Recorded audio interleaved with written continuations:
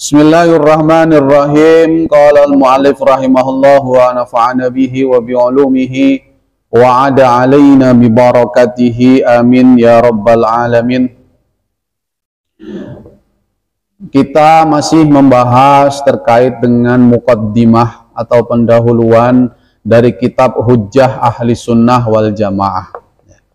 Pada pertemuan bulan kemarin kita sedikit mengulas kenapa Kiai Haji Ali Maksum yang juga adalah Rais Am Nahdlatul Ulama di tahun 1981 sampai 1984. Sedikit saya jelaskan karena saya lihat beberapa ada muka-mukanya baru ini. Mudah-mudahan bisa istiqomah.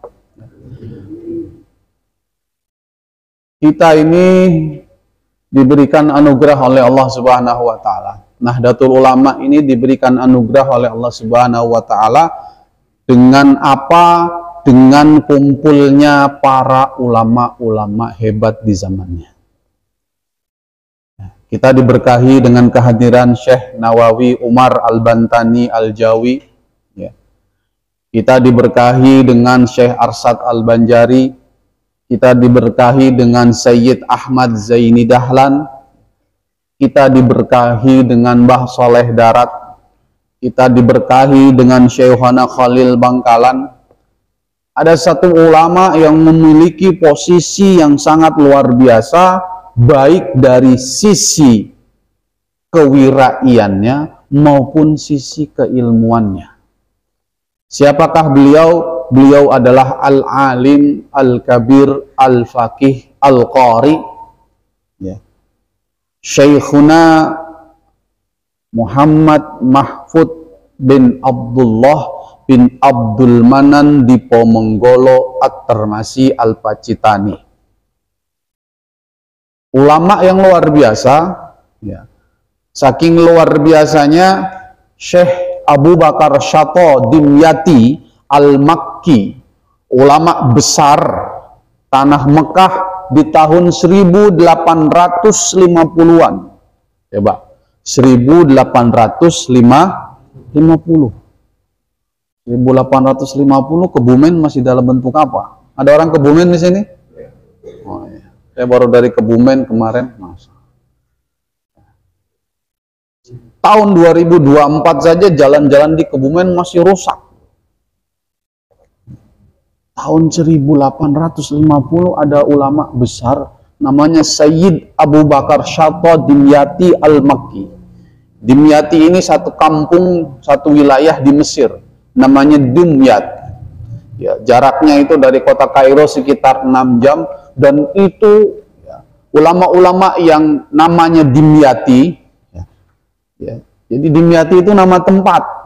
Saking terkenalnya, orangnya alim-alim semuanya, itu tabarukan para ulama-ulama ngasih namanya Dimyati. Coba artinya Dimyati apa coba?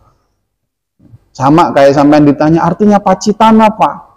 Artinya Kebumen apa? Saking terkenalnya Kebumen, kemudian orang-orang kasih nama Muhammad Kebumen. Coba itu. Ini nama daerah. Seperti Imam Bajuri, Al-Bajuri. Ada namanya Bajuri, punya teman namanya Bajuri? Banyak Bajuri. Kalau santri-santri itu ya Ahmad Bajuri, Muhammad Bajuri. Coba ditanya Bajuri artinya apa? Sampai ubanan juga tidak bisa jawab. Kenapa? Karena itu nama tempat. Dan banyak sekali. An-Nawawi coba dicari. Ada istilahnya sekarang, Nawawiyun itu apa namanya? Teknologi atom. Tapi yang dimaksud An-Nawawi itu bukan atom. Apa? Nama kampung, nama desa namanya Nawa. Karena asalnya dari Nawa diberikan ya nisbat jadi Nawawi. Maka para ulama dulu yaitu terkenalnya dengan nama tempatnya.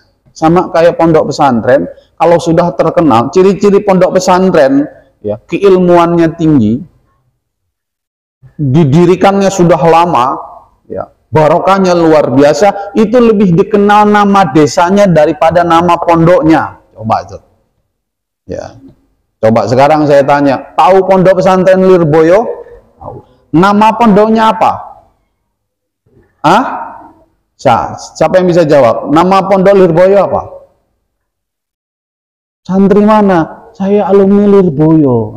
Lirboyo, orang kalau pemahaman Lirboyo itu sudah pasti ya ke Lirboyo yang itu. Padahal Lirboyo itu nama kecamatan. Lirboyo kota. Coba. Satu kecamatan itu pondoknya yang mana, orang sudah paham pondoknya Lirboyo ya cuma itu. Padahal Lirboyo punya nama apa? Hidayatul Mubtadi'in. Pondok Tebu Ireng. Nah, orang kenal tahu. Pondok Tebu Ireng tahu nggak? Tebu Ireng tahu. Tempatnya Mbah Hasyim Asy'ari. Ada di mana? Ada di Jombang. Tapi Tebu Ireng itu luas. Orang tanya pondok Tebu Ireng. Iya, Tebu Irengnya mana? Ya Tebu Ireng. Nggak ada tempat lagi. Kalau orang sebut nama pondok pesantren Tebu Ireng, ya tempatnya Mbah Hasyim Asy'ari. Walaupun di Tebu Ireng itu ada puluhan pondok. Ada Mu'allimat, ada pondok Cukir, ada pondok Seblak, ada pondok MI, ada pondok macam-macam. Tapi kalau ditanya, nama pondoknya Tebu Ireng apa? Ayo, ada yang tahu? Nama pondoknya Tebu Ireng? Hah? Salafiyah Syafi'iyah. Pondok Denanyar, terkenal sekali. Santri mana? Pendiri NU adalah pendiri pondok pesantren Denanyar. Nama pondoknya apa? Hah? Mambaul Ma'arif. Pondok pesantren Tambak Beras Jombang, tempat di mana Mbah Hasyim lahir. Punya nama enggak? Punya. Oh, kiai-kiai itu alim luar biasa, masa enggak bisa kasih nama pondok? Tapi ciri-ciri pondok, kalau sudah tua, ilmunya luar biasa, perjalanannya panjang dan nahdlatul ulama, maka namanya itu, nama desanya lebih dikenal daripada nama kiainya. Tabarukan. Maka ulama-ulama dulu dikenal dengan nama wilayahnya. Dimyat. Nama wilayah. Itu sungainya masih ada buayanya itu. Kalau ke sana itu ya kampung banget. Deso tenanan. Jadi kalau sampean ke sana ini muka-muka ini nih, muka-muka tampan ini, kalau di sini cewek nggak mau ngelirik, kalau ke sana dianggap turis sampean. Bule. Oh, bule. Jackie Chan. Orang bilang Jackie Chan. Saya kalau ke Mesir kemana-mana selalu anak-anak kecil ngerubungin saya kalau ke kampung. Syok. Niru jurus kungfu. Disangkanya saya dari Cina. Jackie Chan, Jet Li, Jackie Chan, Jet Li. Itu di kampung-kampung. Maka ada ulama besar namanya Sayyid Abu Bakar Syato. Penulis kitab I'anatul Talibin, syarahnya Fathul Mu'in. Fathul Mu'in itu kan ukuran apa? Kesempurnaan santri. Santri kalau sudah lulus baca Fathul Mu'in, sudah pulang sudah bisa jadi minimal Rois Suriah ranting. Minimal. Maksimal bisa Rois Suriah PCNU, bisa Rois Suriah PWN. Ukurannya Fathul Mu'in. Kalau sudah lolos itu selesai. Nanti ada kaderisasi Rois Suriah. Ada kaderisasi pengurus Suriah. Itu ada syaratnya gampang, lulus baca kitab. Iya, namanya Rois Suriah kan ya luar biasa, nggak boleh orang sembarangan. Jangan asal comot ya. Ada orang nganggur jadi imam masjid karena soleh, ya. Karena soleh, tahu soleh, ibadahnya rajin, jamaahnya nggak pernah telat, jadi Rois Suriah. Tapi apa? Nggak punya ilmu. Maka fasadun kabirun alimun mutahattikun wa akbaru minhuma jahilun mutanasikun. Ya. Orang alim ya itu merusak kalau dia tidak mengamalkan ilmunya. Pintar tapi kebelinger, fakihun fajirun, ahli agama, ngerti agama tapi sehari-harinya melakukan dosa. Banyak enggak? Banyak. Yang dalam hadis disebutkan jubahnya lebih mulia daripada kelakuannya. Jubahnya. Kalau pakai jubah udeng-udengnya, masya Allah, tebel banget. gamisnya sampai nyengser-nyengser, minyak wanginya, jalan di sini itu 200 meter sudah tercium baunya. Gimana orang tidak mau cium tangan? Tapi begitu ketemu perempuan matanya jelalatan. Iya kan? Iya kan? Yang diomongin oh, perempuan. Ada nggak yang begitu? Ada. Maka yang paling merusak wa akbaru minhuma jahilun mutanasiku, dan kerusakan paling besar adalah orang bodoh ahli ibadah. Sehingga dalam riwayat Fathul Mu'in itu digambarkan, Fathul Mu'in itu menggambarkan dialog antara dua orang yang tidak sepakat satu sama lain soal apa? Masa orang alim yang tidur itu jauh lebih baik daripada orang bodoh tapi ahli ibadah. Ya tetap lebih baik yang ahli ibadah. Yang satu Anda tetap lebih baik yang tidur. Karena kan dalam riwayatnya ketika malaikat ya itu menguji orang ya, melihat-lihat tuh ada orang lagi tidur. Ada orang alim lagi tidur di masjid. Di depannya ada orang soleh tapi bodoh, nggak ngerti agama.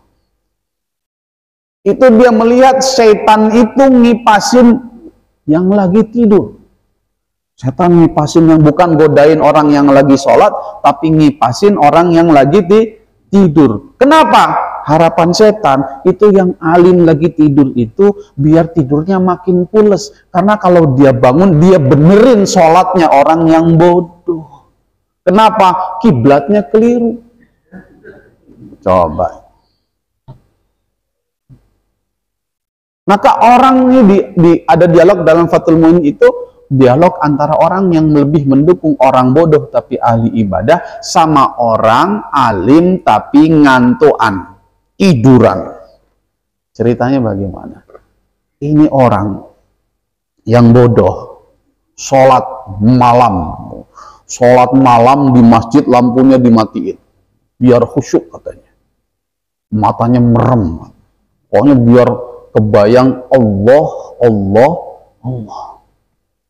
Sholat nih nggak tahu 2 rakaat, 4 rakaat, 6 rakaat, 8 rakaat, khusyuk tenanan, bener-bener khusyuk. Sampai untuk ngetes ini, dua orang ini kemudian bisikin, wahai orang yang sedang beribadah, ibadahmu telah aku terima dan sekarang sudah aku halalkan apa yang aku haramkan kepadamu dan aku bebaskan kewajiban-kewajibanmu terhadapku. Maka sekarang kau tidak perlu lagi beribadah kepadaku. Alhamdulillah, saya nggak perlu sholat lagi. Aku wis dadi wali. Saya sudah jadi wali. Coba lihat, kelihatan muncul itu apa? Yang ngaku Imam Mahdi. Gara-gara wirid tengah malam ada yang bisikin, sampean diangkat jadi Imam Mahdi. Di Depok itu, di Sawangan nggak beres-beres sampai sekarang. Kemarin ngaku Imam Mahdi 2019 sudah tobat, sekarang ngaku Nabi Isa, kan repot kita. Ahli ibadah iya, ahli wirid iya, tapi tidak punya ilmu. Sehingga ada yang bisikin lewat mimpi dan segala macamnya, kemudian merasa mendapatkan wahyu, merasa mendapatkan ilham, merasa mendapatkan perintah. Loh, saya itu ketemu Nabi Jibril, saya ketemu malaikat Jibril. Malaikat Jibril itu dalam nasnya itu sudah pensiun setelah Nabi Muhammad sudah tidak ada pensiun. Orang tugasnya itu cuma menyampaikan wahyu. Ini ada orang khusyuk ahli ibadah, terus cerita habis ketemu malaikat Jibril. Sampean percaya apa enggak? Sampean percaya apa enggak? Tapi nyatanya banyak orang yang percaya, sama-sama bodohnya. Maka orang ini yang dites ini langsung lari tunggang langgang, merasa sudah diberikan fadlun, diberikan anugerah, dibebaskan dari kewajibannya melakukan ibadah. Coba lihat orang kalau soleh tapi bodoh, Masya Allah, ibadahnya luar biasa. Sampai-sampai lupa kalau sholat itu niatnya pas takbiratul ihram. Coba, khusyuknya luar biasa. Tapi kalau syarat sah rukun sholatnya yang bermasalah, kira-kira diterima atau tidak? Bermasalah. Maka orang yang bodoh tapi ahli ibadah itu jauh lebih merusak. Apalagi orang-orang seperti ini diangkat menjadi pemimpin.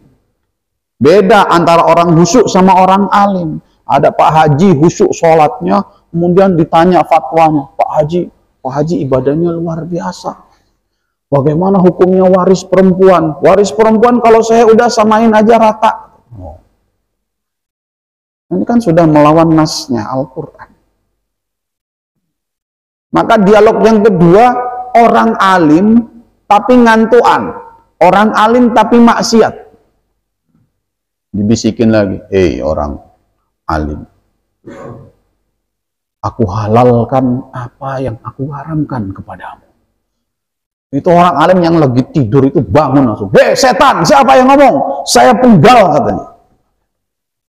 Persis dialognya Sayyidina Abdul Qadir Al-Jailani ketika beliau sedang ibadah, kemudian muncul ilham, muncul wangsit, membisikkan ke beliau bahwa sudah aku halalkan apa yang aku haramkan kepadamu, wahai Abdul Qadir Jailani. Apa yang beliau lakukan? Ngambil sendalnya disawat. Buat orang Arab, orang lempar sendal atau sepatu itu penghinaan yang paling luar biasa. Ingat nggak peristiwa pelemparan sepatu kepada Presiden Amerika di Irak? Itu bentuk penghinaan yang luar biasa. Penghinaan yang luar biasa buat orang Arab itu dua. Ya, yang pertama level yang tinggi, tapi nomor dua itu lempar sepatu atau sendal. Kalau di kita kan biasa, ibu-ibu lempar anaknya pakai sendal jepit. Kadang-kadang bapaknya juga suka juga dilempar, repot juga. Yang kedua apa? Sampean pegang pantatnya orang Arab. Laki-laki pegang pantatnya laki-laki, kalau nggak mau dibunuh sampean. Coba kalau tidak percaya. Tapi kalau orang Arab dipenggang jenggotnya, itu penghormatan yang luar biasa. Jangan keliru itu nantinya. Dipegang pantatnya, nggak dipegang jenggot. Marah orang Arab. Sampai ketemu kadang-kadang kan di sini kalau santri bercandanya begitu kan. Pantat terek, ya misalnya gitu, santri-santri. Coba sama ke orang Arab, ditabok betul. Maka ada kisah yang diabadikan terkait dengan Imam Syafi'i dengan muridnya Imam Ahmad bin Hambal. Ini terkait dengan orang bodoh dan orang pintar.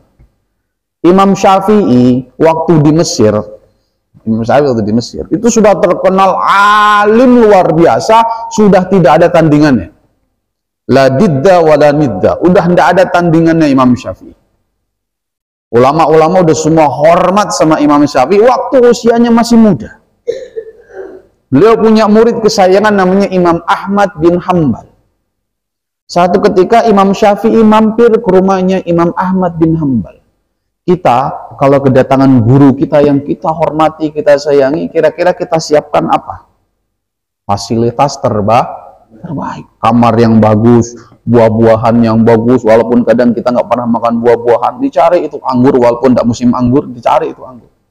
Kelengkeng, walaupun tidak musim kelengkeng, dicari itu. Di toko buah tidak ada, dicari di total nggak ada, jadi tetap dicari itu buah yang paling bagus. Buat siapa? Buat guru. Begitu juga Imam Ahmad bin Hambal, disiapkan kamar yang paling bagus, disiapkan makanan yang baik, disiapkan tempat wudhu. Orang Arab itu dulu kamar mandinya nggak ada di dalam. Kamar mandi di dalam ini kan apa namanya tradisinya orang-orang Barat. Kenapa? Karena punya potensi najis yang luar biasa. Maka kamar mandinya dipisah. Ditaruh semacam apa namanya ember besar diisi air untuk apa? Untuk tamunya mengambil air wudhu. Imam Syafi'i tengah malam ya pasti sholat tahajud dong, kan begitu kan pikirannya. Sehingga putrinya Imam Ahmad bin Hambal menyiapkan ini semua. Kenapa? Karena beliau melihat abahnya Ahmad bin Hambal itu kalau dalam satu malam itu paling tidak hatam satu Al-Quran. Imam Syafi'i satu hari itu riwayatnya pernah hatam 30 kali.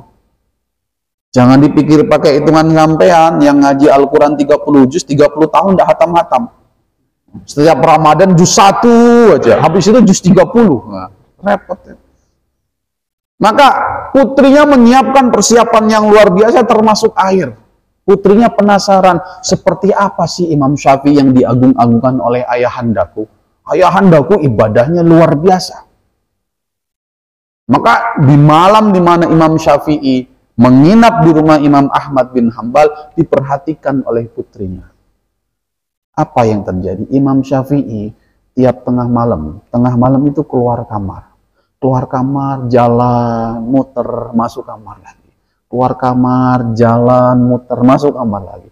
Keluar kamar, jalan, muter, masuk kamar lagi.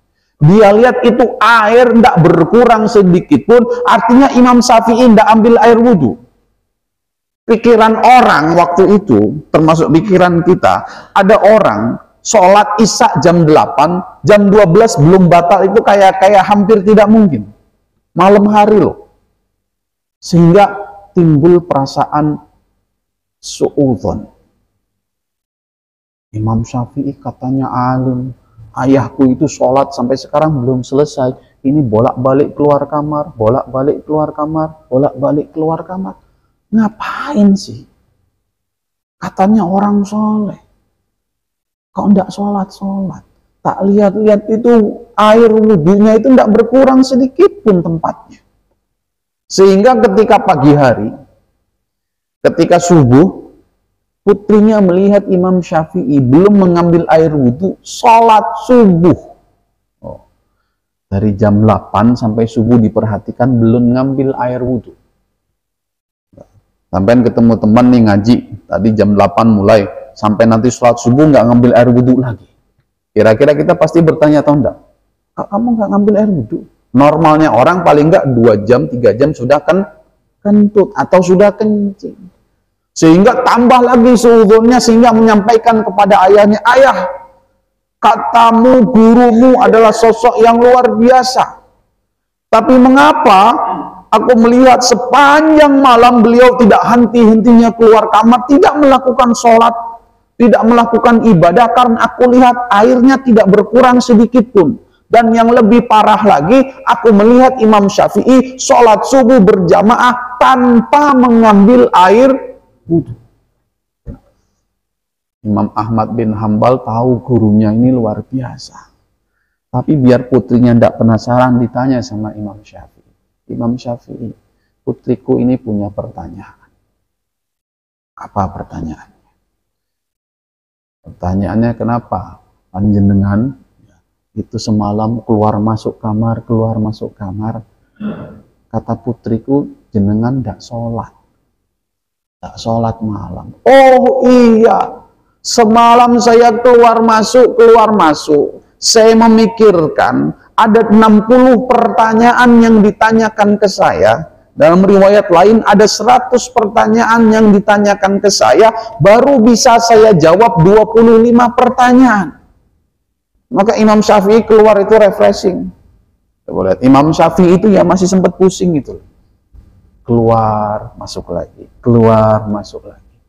Begitu yang pertanyaan 25, saya berhenti, tidak bisa melanjutkan jawaban pertanyaan yang ke-26, sehingga saya masuk kamar, duduk memikirkan sampai subuh. Kira-kira orang kalau duduk sampai subuh, tidak tidur, batal tidak wudhunya? Batal nggak wudhunya? Enggak. Itu orang alim.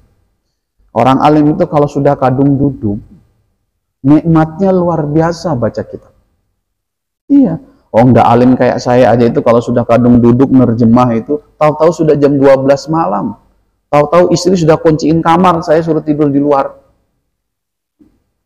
Betul. Saking apa? Saking nikmatnya. Apalagi Imam Syafi'i. Maka aku tidak keluar kamar sampai persoalanku selesai hingga adzan subuh dan aku masih belum tidur. Sehingga aku sholat dengan wudhu yang aku gunakan untuk sholat Isya. Maka kemudian keluarlah kalimat itu. Ya. Fasadun kabirun alimun mutahaktikun wa akbaru minhuma jahilun mutanasik.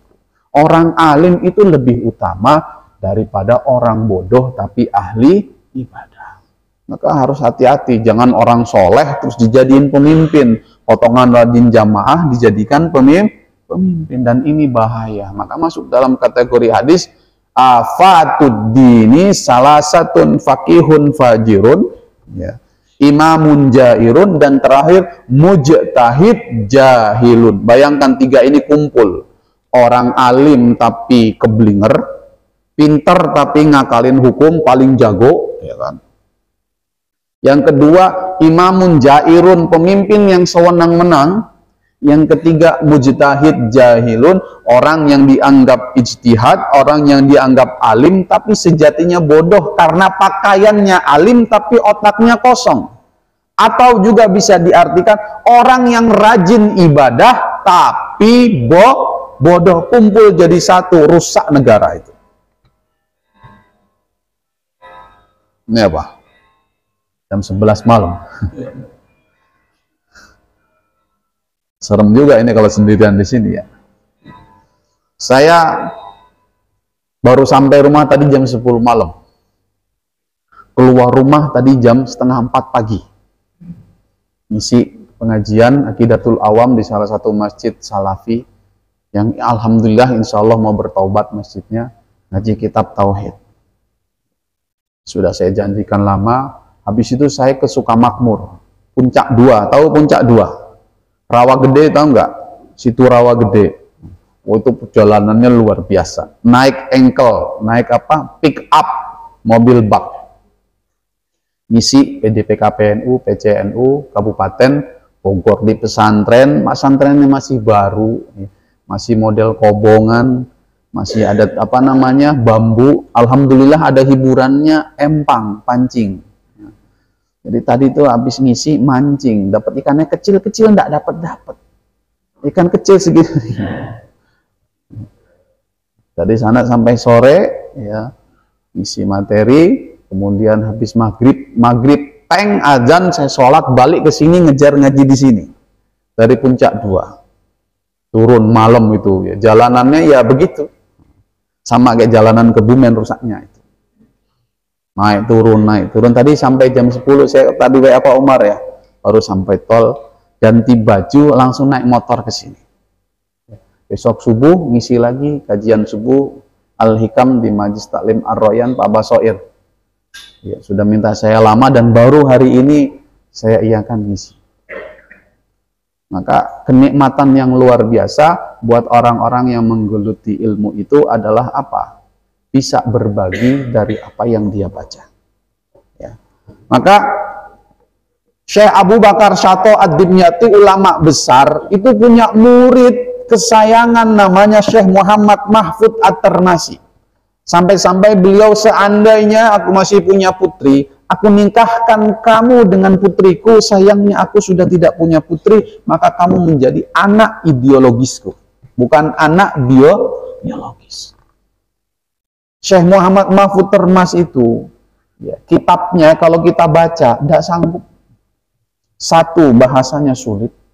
Dua, cari murid yang mau dengerin pembahasan sulit itu juga jauh lebih sulit. Yang ketiga, kitab-kitabnya itu banyak, ya, banyak dan tebal serta penjelasannya detail. Misalnya apa? Kitab Mauhibah bil Fadl. Beliau punya Hasyiah At-Tarmasi. Penjelasan dari Minhajul Qawim. Kitab tipis Minhajul Qawim beliau syarahi jadi 7 jilid. Satu jilidnya 800 halaman. Saya pernah minta ngaji sama guru saya, Syekh Abdul Aziz Asy-Syahawi, guru besar fikih Syafi'i di Mesir. Jadi kalau di Mesir yang namanya guru besar itu beneran besar ilmunya. Kalau di sini kadang-kadang ketemu guru besar apa tapi ilmunya tidak ada. Kalau menurut saya guru besar tafsir kok tidak hafal Quran itu ya tidak layak jadi guru besar. Guru besar tafsir loh. Syekh Abdul Aziz Syahawi ini guru besar fikih Syafi'i. Karena guru besar itu diakui, kenapa? Karena kitab-kitab fikih Syafi'i beliau hafal di luar kepala. Coba cari kiai yang semua kitab yang beliau ajarkan itu sudah hafal di luar kepala. Sulit carinya, tidak tahu masih ada apa enggak sekarang. Waktu saya ngaji di PDNU itu, mengundang beliau, yang ngaji Rois Am, ketua umum semuanya, beliau yang ngisi. Kitab tipis namanya Tahrir. Itu sama jelimetnya. Ya. Kadang-kadang itu domirnya kembali ke halaman berikutnya atau halaman sebelumnya. Itu beliau ngaji, ya tanpa kitab. Mau baca dari mana? Saya bilang, enak benar kalau punya guru. Itu saya pernah minta sama beliau, saya pengen ngaji kitabnya Syekh Mahfud Termas. Kiai-kiai Pacitan, kiai-kiai saya minta semua pada takut. Kenapa? Tidak pernah ngaji kitab itu. Saya minta panjenengan baca, karena beliau sudah hafal yang namanya Minhajul Qayyim. Oke, saya akan baca. Beliau minta waktu, kira-kira 1 minggu. Setelah 1 minggu beliau ngisi pertemuan, saya minta itu 2 pertemuan, baca muqaddimah saja. Muqaddimahnya 150 halaman, muqaddimah. Pendahuluannya Syekh Mahfud Termas terkait dengan metodologi beliau, pemahaman beliau, dan beberapa persoalan-persoalan yang ingin beliau sampaikan. Saya pikir 150 halaman untuk ukuran saya nih, ya, untuk ukuran saya ya kira-kira 2 pertemuan lah cukup lah. Gitu. Sama beliau itu saya ngaji beserta teman-teman itu. Kita bikin waktu itu online, Zoom. Itu pesertanya awal mula 100. Satu pertemuan 4 jam. Karena perbedaan waktu dan Indonesia dan Mesir itu sekitar 4 jam. Kalau musim dingin 5 jam, maka kalau di sini mulainya, di sana mulainya habis asar, karena beliau ada waktu habis asar, berarti kalau jam 4, berarti 5, 6, 7, 8, jam 9. Kadang-kadang mulai jam 8, selesai jam 12 malam. Jam 8 malam mulai, selesai jam 12 malam. Itu mulai dari 100 orang, berkurang 70 orang, berkurang 30 orang, begitu jam 12 malam tinggal 11 orang. 11 itu 11-11-nya nggak nampilin videonya. Saya nggak tahu 11 ini tidur apa enggak. Ya, karena termasuk saya juga tertidur juga. Bayangkan saya minta beliau ngaji itu, 150 halaman dihabiskan berapa pertemuan? 7 pertemuan, 1 pertemuan 4 jam. Ini baru muqaddimahnya. Coba lihat. Nah, ini gimana mau hatam kalau model begini? Sementara kalau orang Indonesia senengannya ya pengajian 1 jam langsung ijazahan selesai. Ijazahnya dipajang di kamar. Ini saya sudah dapat sanad dari kiai ini, kiai ini, kiai ini sanad tertinggi di dunia dan akhirat. Wah. Kan kelakuannya Wahabi begitu. Pewaris sanad tertinggi Al-Quran. Kapan ngajinya awak mungkin dua pewaris barang. Yang Mbah Munawir Krapya, Mbah Arwani Kudus, tidak pernah ngaku-ngakuin pewaris sanad tertinggi di Indonesia. Wani-wanian. Maka dengan keilmuan yang seperti itu, komentar beliau yang sangat luar biasa terhadap ulama Indonesia namanya Syekh Muhammad Mahfud Termas ini, beliau mengatakan setiap aku membaca Hasyiah At-Tarmasi milik daripada Syekh Muhammad Mahfud Termas, aku seperti mendaki gunung yang sangat tinggi dan aku tidak pernah sampai ke atas puncaknya. Coba lihat. Saking tinggi ilmunya. Maka Syekh Muhammad Mahfud Termas ini punya katib, punya sekretaris kesayangan, seorang ulama dari Lasem yang kita kenal dengan Mbah Maksum Lasem. Mbah Maksum Lasem Rois Am Nahdlatul Ulama. Beliau punya putra namanya Mbah Ali Maksum yang nulis ini. Maka Mbah Maksum Lasem itu ketika kemudian Syekh Muhammad Mahfud Termas kapundut meninggal dunia di tahun 1905, punya putra kesayangan satu-satunya namanya Mbah Raden Muhammad. Alim luar biasa, tapi tidak diajar langsung oleh abahnya karena beliau usia 5 tahun Syekh Muhammad Mahfud Termas meninggal dunia. Dibawa oleh Mbah Munawir Krapya. Mbah Munawir sama Syekh Mahfud ke Kancan, teman. Tahu Mbah Munawir Krapya, Yogyakarta, terkenal sekali. Itu kemudian membawa Mbah Raden Muhammad ke Indonesia dalam usia kecil. Beliau wafat Mbah Raden kemudian ya, diajarkan, dididik langsung oleh bersama dengan Mbah Ali Maksum Krapyak, putra dari Mbah Maksum, katib sekretaris kesayangan Syekh Muhammad Mahfud Darmas. Mbah Maksum sekarang murid-muridnya sudah hampir tidak ada. Setahu saya mungkin ada beberapa yang masih hidup. Kiai Masyuri Malik, tahu Kiai Masyuri Malik Bekasi, itu masih hidup. Itu dulu santri mudanya Mbah Maksum. Mbah Ali Maksum inilah kemudian yang mendidik Mbah Raden Muhammad. Bahkan dulu pondok pesantren Termas belum ada tokohnya, beliau jadi pengasuhnya.